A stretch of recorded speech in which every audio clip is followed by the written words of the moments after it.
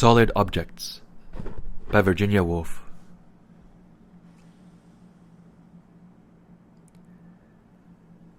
The only thing that moved upon the vast semicircle of the beach was one small black spot. As it came nearer to the ribs and spine of the stranded pilchard boat, it became apparent from a certain tenuity in its blackness that this spot possessed 4 legs. And moment by moment it became more unmistakable that it was composed of the persons of 2 young men. Even thus, in outline against the sand, there was an unmistakable vitality in them, an indescribable vigor in the approach and withdrawal of the bodies, slight though it was, which proclaimed some violent argument issuing from the tiny mouths of the little round heads. This was corroborated on closer view by the repeated lunging of a walking stick on the right-hand side.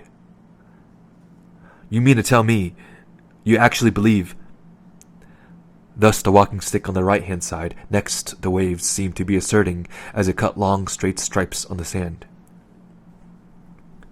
"Politics be damned!" issued clearly from the body on the left-hand side, and, as these words were uttered, the mouths, noses, chins, little mustaches, tweed caps, rough boots, shooting coats, and check stockings of the 2 speakers became clearer and clearer. The smoke of their pipes went up into the air. Nothing was so solid, so living, so hard, red, hirsute and virile as these 2 bodies for miles and miles of sea and sandhill. They flung themselves down by the sick ribs and spine of the black pilchard boat. You know how the body seems to shake itself free from the argument and to apologize for a mood of exaltation, flinging itself down and expressing in the looseness of its attitude a readiness to take up something new, whatever it may be that comes next to hand. So Charles, whose stick has been slashing the beach for half a mile or so, began skimming flat pieces of slate over the water, and John, who had exclaimed, "Politics be damned," began burrowing his fingers down into the sand. As his hand went further and further beyond the wrist, so that he had to hitch his sleeve a little higher, his eyes lost their intensity, or rather the background of thought and experience which gives an inscrutable depth to the eyes of grown people disappeared, leaving only the clear translucent surface, expressing nothing but wonder, which the eyes of young children display. No doubt the act of burrowing in the sand had something to do with it. He remembered that, after digging for a while, the water oozes round your fingertips. The hole then becomes a moat, a well, a spring, a secret channel to the sea. As he was choosing which of these things to make it, still working his fingers in the water, they curled round something hard, a full drop of solid matter, and gradually dislodged a large irregular lump and brought it to the surface. When the sand coating was wiped off, a green tint appeared. It was a lump of glass, so thick as to be almost opaque. The smoothing of the seat had completely worn off any edge or shape, so that it was impossible to say whether it had been bottle, tumbler, or window pane. It was nothing but glass. It was almost a precious stone. You had only to enclose it in a rim of gold or pierce it with a wire, and it became a jewel, part of a necklace or a dull green light upon a finger. Perhaps after all it was really a gem, something worn by a dark princess trailing her finger in the water as she sat in the stern of the boat and listened to the slaves singing as they rowed her across the bay. Or the oak sides of a sunk Elizabethan treasure chest had split apart, and rolled over and over, its emeralds had come at last to shore. John turned it in his hands. He held it to the light. He held it so that its irregular mass blotted out the body and extended right arm of his friend. The green thinned and thickened slightly as it was held against the sky or against the body. It pleased him. It puzzled him. It was so hard, so concentrated, so definite an object compared with the vague sea and hazy shore.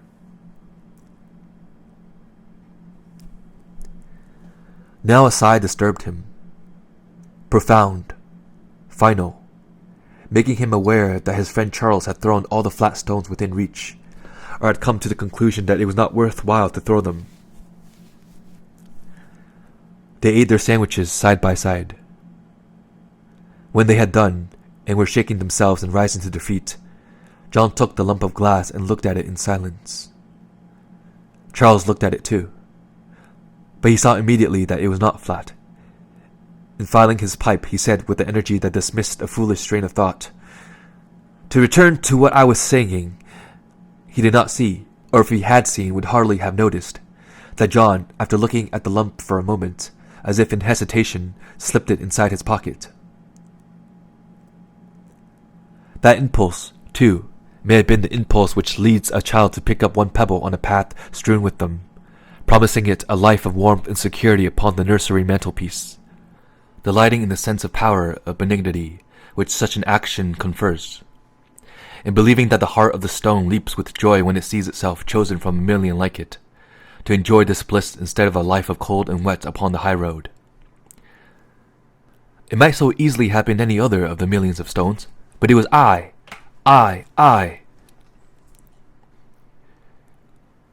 Whether this thought or not was in John's mind, the lump of glass had its place upon the mantelpiece, where it stood heavy upon a little pile of bills and letters, and served not only as an excellent paperweight, but also as a natural stopping place for the young man's eyes when they wandered from his book. Looked at again and again, half consciously by a mind thinking of something else, any object mixes itself so profoundly with the stuff of thought that it loses its actual form and recomposes itself a little differently in the ideal shape which haunts the brain when we least expect it. So John found himself attracted to the windows of curiosity shops when he was out walking, merely because he saw it was an object of some kind, more or less round, perhaps with a dying flame deep sunk in its mass. Anything. China, glass, amber, rock, marble. Even the smooth oval egg of a prehistoric bird would do. He took, also, to keep his eyes upon the ground, especially in the neighborhood of wasteland where the household refuse is thrown away. Such objects often occurred there, thrown away, of no use to anybody, shapeless, discarded. In a few months he had collected 4 or 5 specimens that took their place upon the mantelpiece. They were useful, too, for a man who was standing for Parliament upon the brink of a brilliant career had any number of papers to keep in order. Addresses to constituents, declarations of policy, appeals for subscriptions, invitations to dinner, and so on. One day, starting from his rooms in the temple to catch a train in order to address his constituents, his eyes rested upon a remarkable object lying half hidden in one of those little borders of grass which edged the bases of vast legal buildings. He could only touch it with the point of his stick through the railing, but he could see that it was a piece of china of the most remarkable shape, as nearly resembling a starfish as anything, shaped, or broken accidentally, into 5 irregular but unmistakable points. The coloring was mainly blue, but green stripes or spots of some kind overlaid the blue, and lines of crimson gave it a richness and luster of the most attractive kind. John was determined to possess it, but the more he pushed, the further it receded. At length he was forced to go back to his rooms and improvise a wire ring attached to the end of a stick, with which, by dint of great care and skill, he finally drew the piece of china within reach of his hands. As he seized hold of it, he exclaimed in triumph. At that moment the clock struck. It was out of the question that he should keep his appointment. The meeting was held without him. But how had the piece of china been broken into this remarkable shape? A careful examination put it beyond doubt that the star shape was accidental, which made it all the more strange, and it seemed unlikely that there should be another such in existence. Set at the opposite end of the mantelpiece from the lump of glass that had been dug from the sand, it looked like a creature from another world, freakish and fantastic as a harlequin. It seemed to be pirouetting through space, winking light like a fitful star. The contrast between the china so vivid and alert, and the glass so mute and contemplative, fascinated him, and wondering and amazed he asked himself how the two came to exist in the same world, let alone to stand upon the same narrow strip of marble in the same room. The question remained unanswered. He now began to haunt the places which are most prolific of broken china, such as pieces of wasteland between railway lines, sites of demolished houses, and commons in the neighborhood of London. But china is seldom thrown from a great height. It is one of the rarest of human actions. You have to find in conjunction a very high house and a woman of such reckless impulse and passionate prejudice that she flings her jar or pot straight from the window without thought of who is below. Broken china was to be found in plenty, but broken in some trifling domestic accident without purpose or character. Nevertheless, he was often astonished as he came to go into the question more deeply, by the immense variety of shapes to be found in London alone, and there was still more cause for wonder and speculation in the differences of qualities and designs. The finest specimens he would bring home and place upon his mantelpiece, where, however, their duty was more and more of an ornamental nature, since papers needing weights to keep them down became scarcer and scarcer.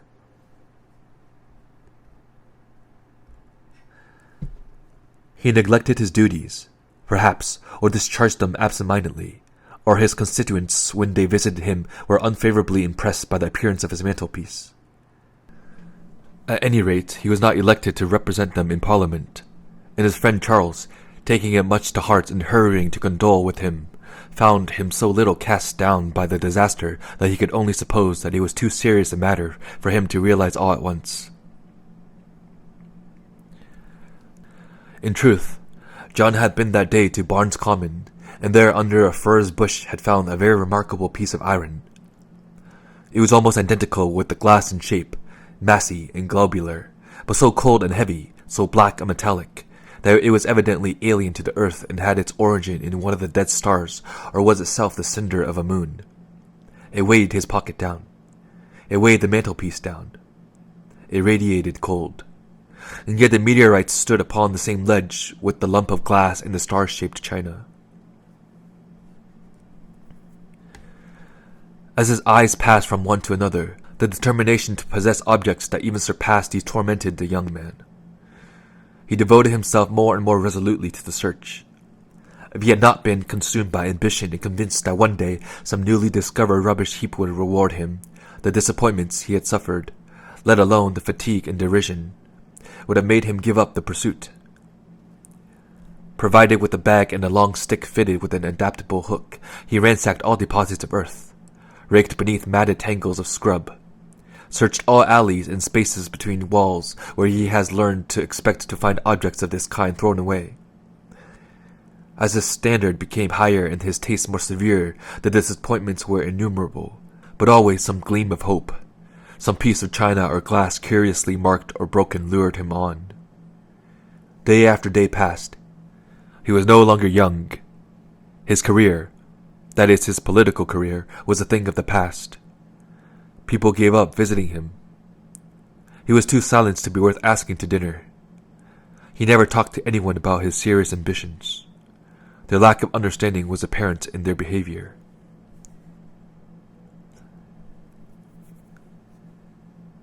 He leaned back in his chair now and watched Charles lift the stones on the mantelpiece a dozen times and put them down emphatically to mark what he was saying about the conduct of the government, without once noticing their existence.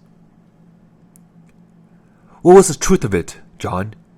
asked Charles suddenly, turning and facing him. "What made you give it up like that all in a second?" "I'm not giving it up," John replied. "But you've not the ghost of a chance now," said Charles roughly. "I don't agree with you there," said John with conviction. Charles looked at him and was profoundly uneasy. The most extraordinary doubts possessed him. He had a queer sense that they were talking about different things. He looked round to find some relief for his horrible depression, but the disorderly appearance of the room depressed him still further.